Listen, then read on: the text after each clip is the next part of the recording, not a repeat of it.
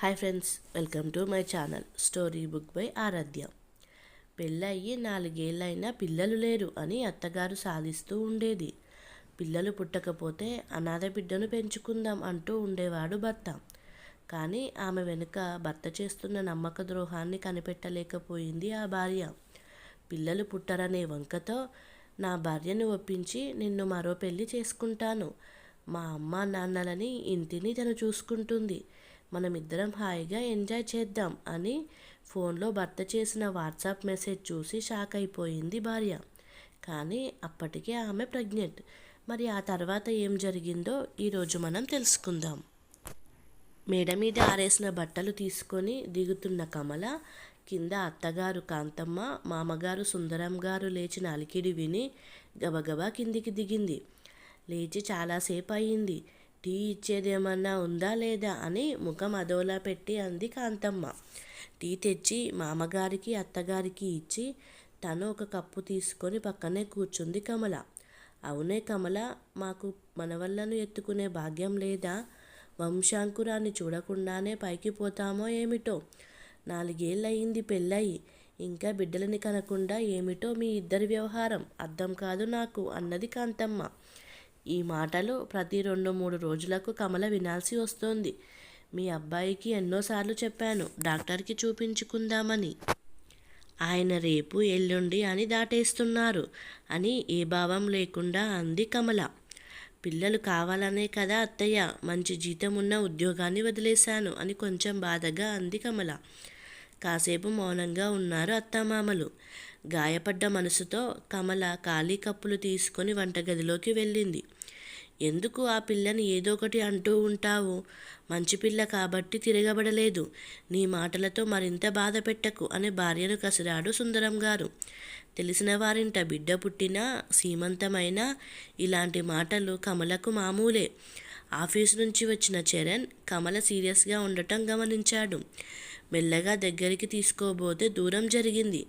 అయినా ఆమెను చేతులతో చుట్టేసి ఏమైంది అని లాలనగా అడిగాడు. అంతే, దుఃఖం కట్టలు తెంచుకుంది కమలలో. మీకే, మిమ్మల్ని అత్తయ్య ఏమీ అనరు. పిల్లలు కలగడం లేదని రోజు ఏదో ఒకటి నన్ను అంటూ ఉంటారు. మీరేమో ఫంక్షన్స్ అటెండ్ అవ్వకుండా తప్పించుకుంటారు. నాకు వెళ్ళక తప్పదు. అక్కడ నన్నందరూ అడుగుతారు, మీ ఆయన రాలేదా, పిల్లలు వద్దనుకున్నారా, లేక ఏదైనా లోపం ఉందా అని. నా మనసు ఎంత గాయపడుతుందో మీకు అర్థం కాదు. డాక్టర్ దగ్గర చూపించుకుందామంటే ఇవాళ కాదు వచ్చే వారం వెళ్దామంటారు. ఆ వచ్చే వారం ఎప్పటికీ రాదు అని తన ఆవేదనంతా బయటకు కక్కింది కమల. ఎప్పుడూ సౌమ్యంగా మృదువుగా మాట్లాడే కమల ఇలా కోపంగా మాట్లాడటం ఇదే మొదటిసారి. ఇక డాక్టర్కి చూపించుకోవడం తప్పదని అర్థమైంది చరణ్కి. ఆమెను గట్టిగా కౌగిలించుకొని, ప్రియమైన భార్య గారు, రేపు సెలవు పెడతాను, ఇద్దరం డాక్టర్ దగ్గరికి వెళ్దాం, సరేనా? ఏది నవ్వు అని నవ్వు మరి అని బుజ్జగిస్తున్నట్టుగా అన్నాడు చరణ్. నిజంగానా? మాట తప్పరుగా అంటూ కళ్ళు తుడుచుకుంటున్న కమలని దగ్గరికి తీసుకుంటూ ఒట్టు అన్నాడు చరణ్. విమల మనసులో అనుకుంది, తనకు అన్ని యాక్టివిటీస్ రెగ్యులర్ కాబట్టి చరణ్లోనే ఏమైనా లోపం ఉందేమోనని.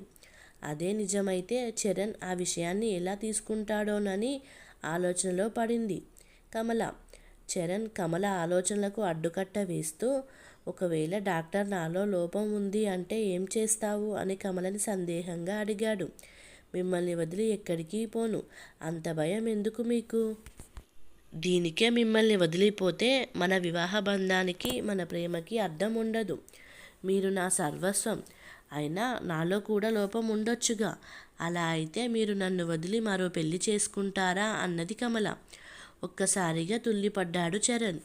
ఈ కోణంలో అతను ఎన్నడూ ఆలోచించలేదు. ఒక 2 నిమిషాలు ఆలోచిస్తూ ఉండిపోయాడు. నిజమే, కమలలో లోపం ఉంటే ఏం చేయాలి? ఇప్పటికే ఇంట్లో తల్లిదండ్రుల ఒత్తిడి ఎక్కువయ్యింది. అమ్మ నాకు 2వ పెళ్లి చేయించగల సమర్థురాలు అని ఆలోచనలో మునిగిపోయాడు చరణ్. అబ్బా, జవాబు ఇవ్వడానికి ఇంతసేపు ఆలోచిస్తున్నారా అని అలిగినట్టుగా ముఖం పెట్టింది కమల. అలా ఎందుకు అనుకుంటావు? కలలో కూడా అలా తలవకు. ఒకవేళ అలాగే జరిగితే ఎవరైనా అనాథ బిడ్డను పెంచుకుందాం. తనకి ఒక మంచి జీవితం ఇద్దాం, అంతేగాని నిన్నెలా వదులుకుంటాను అని ఆమెను హత్తుకుంటూ లాలనగా అన్నాడు చరణ్. ఎందుకైనా మంచిదని ఒకసారి టెస్ట్ చేయించుకొని తగిన ట్రీట్మెంట్ తీసుకుందాం. అనవసరమైన ఆలోచనలు వద్దు. అలాగే రేపు వెళదాం, కానీ అమ్మకి నాన్నకి ఇప్పుడే ఏమీ చెప్పవద్దు అన్నాడు చరణ్. ప్రామిస్ అన్నది కమల. నువ్వే చూస్తావుగా అన్నాడు చరణ్. కానీ కమలకే డాక్టర్ వద్దకు వెళ్ళేదాకా నమ్మకం లేదు చరణ్ మీద. ఎలాగో తర్వాత రోజు డాక్టర్కి చూపించుకున్నారు. ఎన్నో రకాల టెస్టులు రాశారు. చరణ్ మరో 2-3 రోజులు సెలవులు పొడిగించాడు. ఇద్దరూ టెస్టులు చేయించుకున్నారు. రిపోర్టు తీసుకొని డాక్టర్ నారాయణ గారి దగ్గరికి వెళ్ళారు. ఆయన చరణ్ రిపోర్ట్స్ చూసి అంతా సవ్యంగా ఉందని చెప్పి ఆయన భార్యకు కమల రిపోర్టు చూడమన్నాడు. ఆమె కమలకి బిడ్డలు కలిగే అవకాశాలు చాలా తక్కువ అని చెప్పింది. పుట్టొచ్చు, కానీ ఎప్పటికీ అని చెప్పలేమన్నారు. అలాగే పుట్టరనే విషయాన్ని కూడా రూడౌట్ చేయలేము అని అన్నారు. మందులు రాసిచ్చి 3 నెలల తర్వాత రమ్మంది డాక్టర్. తనలో లోపం ఉంది అనే మాట తట్టుకోలేకపోయింది కమల. కుమిలి కుమిలి ఏడ్చింది.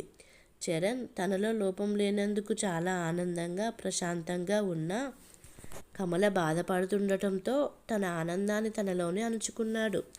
1 వారం మామూలుగా గడిచింది. కమల మనసులో ఎన్నో సందేహాలు. అత్తామామలకు తెలిస్తే చరణ్కి 2వ పెళ్లి చేసేస్తారేమో, అందుకు గాను తనని విడాకులు ఇవ్వమంటారేమో, ఇలా ఏదో ఒకటి ఆలోచిస్తూ బుర్ర పాడు చేసుకుంటుంది. మనసు బాలేని రోజున గది దాటి రావడం మానేసింది కమల. అది ఎన్నాళ్ళో సాగలేదు. అత్తగారు ఈ కొత్త వైఖరికి మరీ ఎక్కువగా సూటిపోటి మాటలతో కమల మనసుని గాయపరిచేది. ఇదివరకులా అత్తగారి దగ్గర కూర్చొని కబుర్లాడటం మానేసింది. వారికి కావలసినవి సిద్ధం చేసి మళ్ళీ ఎదుట పడేది కాదు. ఇంతలో హఠాత్తుగా మామగారి ఆరోగ్యం పాడవటం వల్ల కమలకు బయటికి రాక తప్పలేదు. ఆయనకు సేవలు చేస్తూ కమల తన బాధని పక్కకు పెట్టేసింది. కాంతమ్మ కూడా భర్తకి సేవ చేస్తూ పిల్లలను కనడం గురించి కమలను సాధించడం తాత్కాలికంగా మానేసింది. అలాగే చరణ్ రాకపోకలను కూడా గమనించలేదు ఎవరు. 3 వారాల తర్వాత సుందరం గారు కోలుకున్నారు. పళ్ళరసం తెచ్చిన కమలతో, తల్లి, నాకు సేవ చేస్తూ నువ్వు చిక్కి సగం అయ్యావు, వేళకు తిను తల్లి అన్నాడు సుందరం గారు. అలాగే మామయ్య అన్నది కమల. చరణ్ ఎప్పుడు వస్తున్నాడో, ఎప్పుడు ఇంట్లో ఉంటున్నాడో ఏమీ తెలియడం లేదు అన్నది కాంతమ్మ. ఆఫీస్ పని ఎక్కువగా ఉందట అత్తయ్య అన్నది కమల.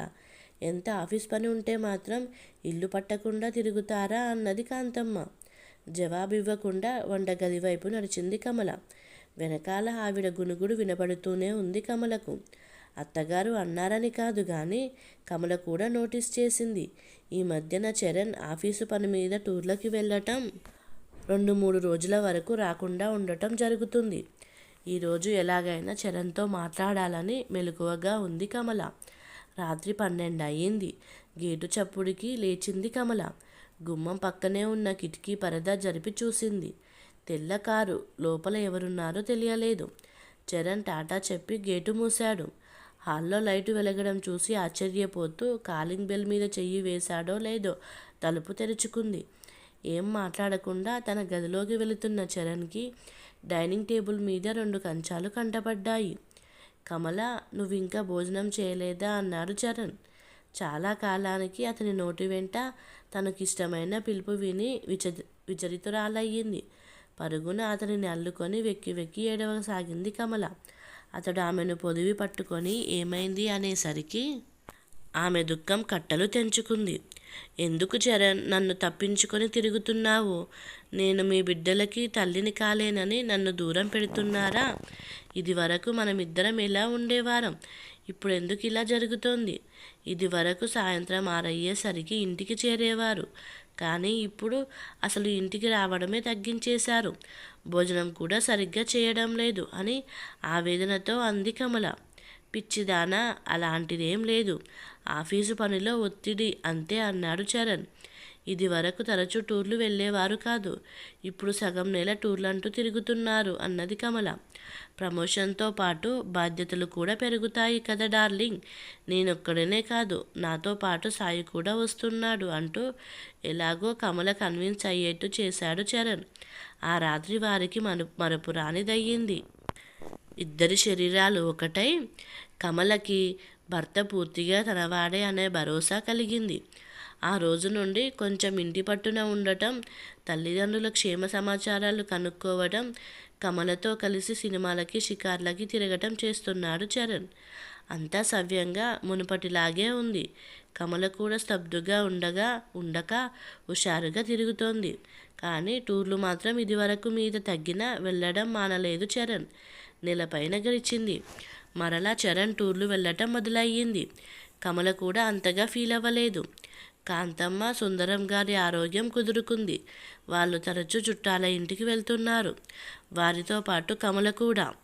ఆ రోజు కమలకి లేచిన దగ్గర నుంచి ఒకటే వికారం. తల తిరుగుతూ ఉండటంతో తన దగ్గర ఉన్న టెస్ట్ చేసుకుంది. పాజిటివ్ వచ్చింది. సంతోషంతో నాట్యం చేయాలనిపించింది. చేతితో కడుపు మీద రాస్తూ నా గర్భంలో ఒక పిండం ఊపిరి పోసుకుంటుంది అనుకుంది. తను తల్లి కాబోతుందని ముందు భర్తకే చెప్పాలని అత్తమామలకి కూడా చెప్పలేదు కమల.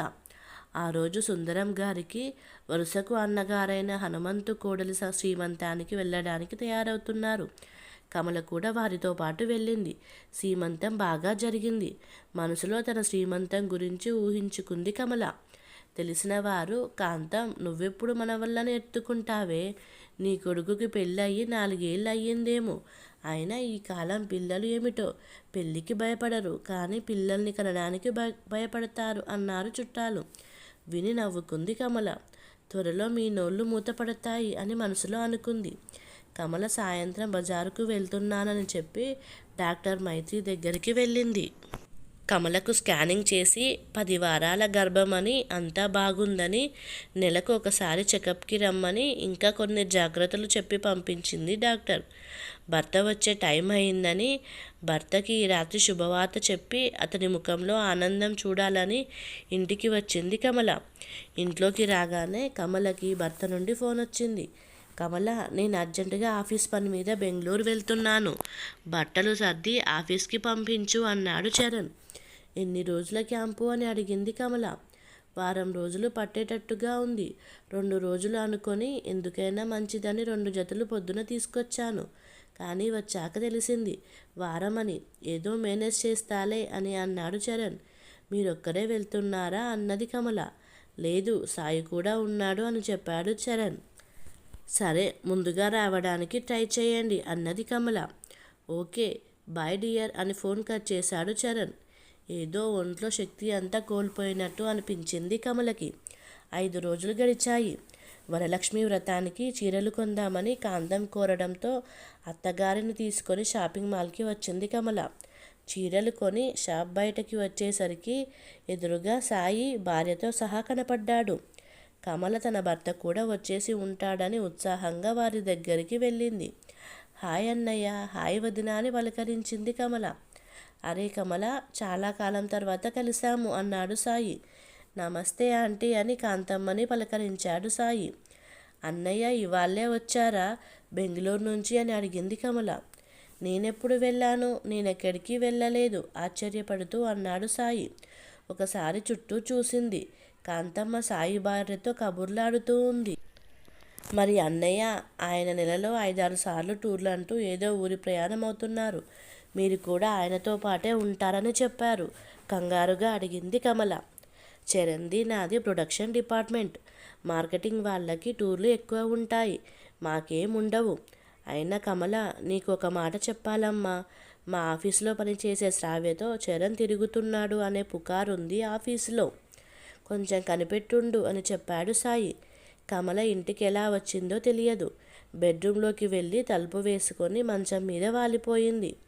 ఆమె మనసంతా అలజడి. నాకు బిడ్డలు పుట్టరని నా భర్త మరే ఆమెతో తిరుగుతున్నాడా? వివాహ బంధానికి ఇంతేనా విలువ? అంతగా నమ్మబలికి వెనుక బాకు దింపాడా అని బాధతో ఏడుస్తూ ఉండిపోయింది కమల. కన్నీళ్లతో దిండు తడిచిపోయింది. కాంతమ్మ భోజనానికి పిలిచినా బయటకు రాలేదు కమల. షాపింగ్ చేసినంత వరకు బానే ఉంది. ఇంతలో ఏమైందో తలుపులు బిడాయించుకుంది. ఓ బిడ్డ పుడితే గాని దారిలో పడరు ఇద్దరు అని గొనుక్కుంటూ భర్తకి భోజనం పెట్టింది కాంతమ్మ. ఏంటి నీలో నువ్వే గొనుగుడు మొదలుపెట్టావు? కమల భోజనం చేయదా అన్నాడు సుందరం గారు. ఏమో బాబు, నాకు తెలీదు. ఉన్నట్టుండి ఏమవుతుందో అర్థం కాదు. వాడు చూస్తే క్యాంపులు అంటూ ఊర్లు పట్టుకు తిరుగుతున్నాడు. ఇలా అయితే పిల్లలు పుట్టినట్టే అన్నది కాంతమ్మ. మళ్ళీ మొదలెట్టావా అంటూ తినకుండా తన గదిలోకి వెళ్ళిపోయాడు సుందరం గారు. కమల లేచి చరణ్ అలమారా తెరిచి వెతకసాగింది. ఎవరో అమ్మాయి ఫోటో అడుగున ఉన్న ప్యాంటు జేబులో దొరికింది. ఫోటో వెనుక 2 మై లవ్ అని పెదవుల ముద్ర ఉంది. లాకర్ తాళాలు ఎప్పుడూ పెట్టే చోట లేవు. వెతకగా సిగరెట్ బాక్స్లో దొరికింది. లాకర్లో ఏవో లెటర్స్ చిల్లర డబ్బాలో దొరికాయి. అన్నిటిలోనూ ఏ రోజు ఎక్కడ కలుసుకోవాలి అన్నీ అలాంటివే. ఆ పక్కనే కొత్త సిమ్ కార్డ్ కవర్ దొరికింది. ఆమెకు వేరే నెంబర్ నుండి ఫోన్ చేస్తున్నాడని అర్థమైంది కమలకి. బాధతో అలా మంచం మీద పడుకుండిపోయింది. చివరికి ఒక నిర్ణయానికి వచ్చింది కమల. అర్ధరాత్రి 12:30కి కాలింగ్ బెల్ మోగింది. కమల లేచి తలుపు తెరిచేసరికి చరణ్ అతడిని చూడగానే అసహ్యంతో మొహం తిప్పుకుంది. అతడు అదేమీ గమనించకుండా తినడానికి ఏమైనా ఉందా అన్నాడు. టేబుల్ మీద అన్నీ ఉన్నాయి అని చెప్పింది కమల. చరణ్ స్నానానికి బాత్రూంలోకి వెళ్ళగానే ఏనాడు అతని ఫోన్ తెరిచి చూడని కమల అతడి బ్యాగ్ ఓపెన్ చేసి ఫోన్ కోసం వెతికింది. 2 ఫోన్లు దొరికాయి. ఒకటి ఎప్పుడూ వాడేదే, ఇంకోటి కొత్తదే. మొత్తం చెక్ చేసింది. ఆ ఫోన్లో వాట్సాప్ చూసింది. మీ ఆవిడకి విడాకులు ఎప్పుడు ఇస్తావు అని తను అడుగుతుంటే కమల మెడికల్ రిపోర్ట్ పెట్టి తనకు పిల్లలు కలగరని ఆ వంక మీద ట్రై చేద్దాం. నా ఫ్రెండ్ వాళ్ళ ఆయన లాయర్, మనకి హెల్ప్ చేస్తాడు అని చరణ్ అన్నాడు. ఇవాల్టితో ఇది 3వ అబార్షన్. డాక్టర్ ఎన్ని తిట్టిందో తెలుసా?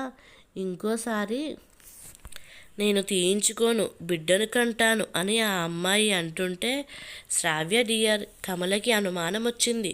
డివోర్స్ ఇవ్వాలంటే కొంచెం ఆలోచించాలి. అమ్మని నాన్నని తను బాగా చూసుకుంటుంది.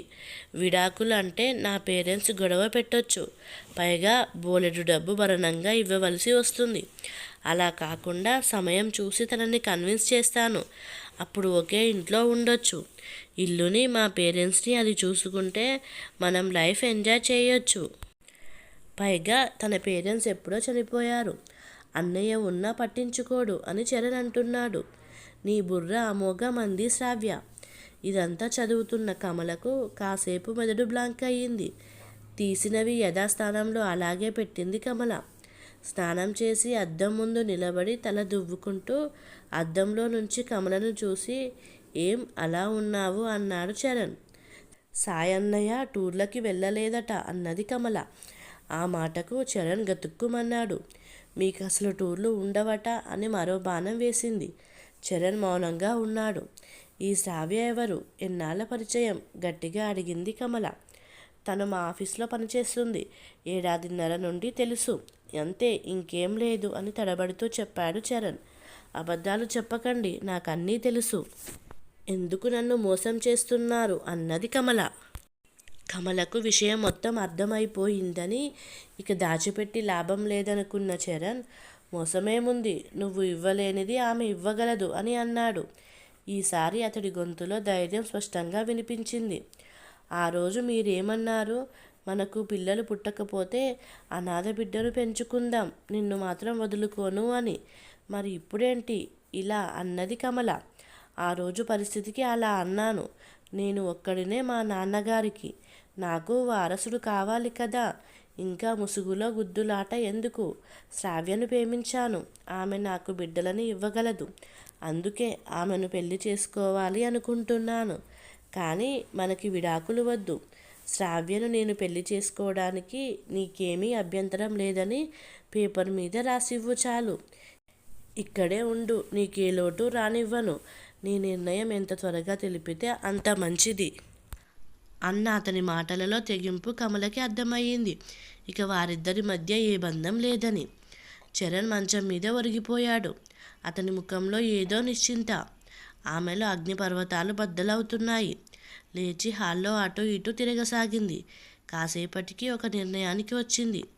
తన గదిలో బ్యాగ్ తీసుకొని బట్టలు సర్దుతోంది. ముందుకు వంగినప్పుడు మెడలో తాళి ముందుకు పడి ఊగింది. మెడ అంత బరువుగా అనిపించి తీయబోయి ఆగింది. తెల్లవారింది. చరణ్, కాంతమ్మ, సుందరం టిఫిన్ తిని హాల్లో కూర్చొని ఉన్నారు.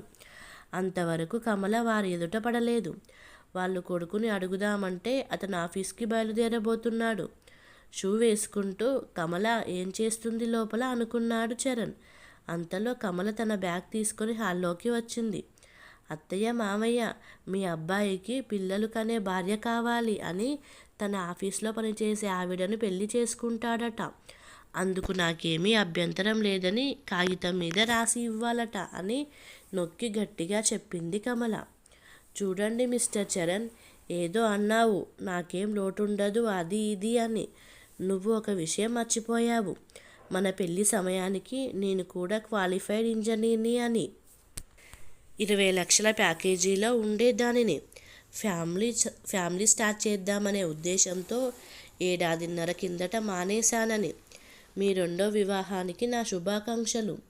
ఇదిగో నా మొదటి బహుమతి అంటూ వారం కిందట తెచ్చుకున్న ప్రెగ్నెన్సీ కన్ఫర్మేషన్ రిపోర్ట్ చరణ్ చేతిలో పెట్టింది కమల. ఇక 2వ బహుమతి మరో 1 నెల రోజుల్లో మీకు పోస్ట్లో పంపుతాను. నేనేదో దిక్కులేని దానిని పడి ఉంటానని అనుకున్నారు కదా. ఇదిగో నా కొత్త ఉద్యోగానికి చెందిన అపాయింట్మెంట్ లెటర్. ఏడాదికి 25 లక్షల జీతం. ఇక నా ఆఖరి బహుమతి 6 నెలలకు బయటకు వస్తుంది. అది మీకివ్వను. నా బిడ్డపై మీ నీడ పడకుండా జాగ్రత్తగా పెంచుతాను. నా బిడ్డకి ఉన్నతమైన వ్యక్తిత్వం ఉండేలా పెంచుతాను అని. ఇది మీ అబ్బాయి కట్టిన తాళి. వివాహబంధమే రద్దవుతుంటే దీన్ని నా మెడలో వేసుకుని తిరగటం అనవసరం. తీసుకోండి అంటూ అత్తగారి చేతిలో తాళి పెట్టింది కమల. ముగ్గురు షాక్ అయ్యారు. తన చేతిలో ఉన్న రిపోర్ట్ చూసి కంగు తిన్నాడు చరణ్. బ్యాగ్ భుజానికి తగిలించుకొని ఆత్మవిశ్వాసంతో తమను దాటుకుంటూ ముందడుగు వేస్తున్న ఆమెను అలా చూస్తూ ఉండిపోయారు ముగ్గురు. కొన్ని సంవత్సరాల తర్వాత ఒక పెళ్లిలో కమల, చరణ్ కలిశారు. కమలను మొదట గుర్తుపట్టలేకపోయాడు చరణ్. కమల సన్నగా, నాజూకుగా ఉంది. పక్కన నూనూగు మీసాల యువకుడు కమల చుట్టూ చేతులు వేసి ఏదో మాట్లాడుతూ ఉంటే గుండెల్లో ముళ్ళు గుచ్చుకున్నట్టు ఉంది చరణ్కి. తలలో చాలా భాగం నెరిసి ముడతలు పడిన ముఖంతో పెద్ద వయసుకుడిగా కనబడుతున్న చరణ్ని చూసి ఆశ్చర్యపోయింది కమల. పక్కన శ్రావ్య కూడా వయసు మీరినట్లుగా ఉంది. ఎదురెదురుగా వచ్చేసరికి ఒకరినొకరు పరిశీలనగా చూసుకున్నారు ఇద్దరు. చరణ్ పోలికలతో ఉన్న యువకుడిని చూస్తోంది శ్రావ్య. ఆ యువకుడిని హత్తుకోవాలనిపించింది చరణ్కి. ఎవరా అని ఆశ్చర్యంగా చూస్తున్న కొడుకుతో కమల, వేణు, ఇతను చరణ్, ఒకప్పుడు నాకు భర్త. నీకు అర్థమైందనుకుంటాను. ఈమె అతని భార్య అని కొడుకుకు చెప్పింది కమల. మిస్టర్ చరణ్, అప్పుడు నా ప్రెగ్నెన్సీ రిపోర్ట్ ఇచ్చాను కదా, అది వీడి పుట్టుకని కన్ఫర్మ్ చేసింది. నా సుపుత్రుడు వేణు IIT ఢిల్లీలో అన్నట్టు మీ పిల్లలను తీసుకురాలేదే అని అడిగింది కమల. మాకు పిల్లలు లేరు. అబార్షన్స్ వల్ల గర్భసంచి వీక్ అవడం వల్ల గర్భం నిలవలేదు. 2 సార్లు అలా జరగడంతో గర్భసంచి తీసేశారు అని చెప్పాడు చరణ్. Very sorry. పోనీ శ్రావ్య చేత మీ 3వ వివాహానికి అభ్యంతరం లేదు అని రాయించుకొని మరో వివాహం చేసుకుంటే వారసుడు పుట్టేవాడు కదా. అయినా అది మీ ఇష్టం అని చెప్పి అక్కడి నుంచి కొడుకు చెయ్యి పట్టుకొని సగర్వంగా నడవసాగింది కమల. లాగిపెట్టి కొట్టినట్టు అయింది చరణ్కి, శ్రావ్యకి. కథ సమాప్తం. మీకు కనుక ఈ కథ నచ్చినట్లయితే ఈ ఛానల్ని సబ్స్క్రైబ్ చేసుకోగలరు. Please subscribe.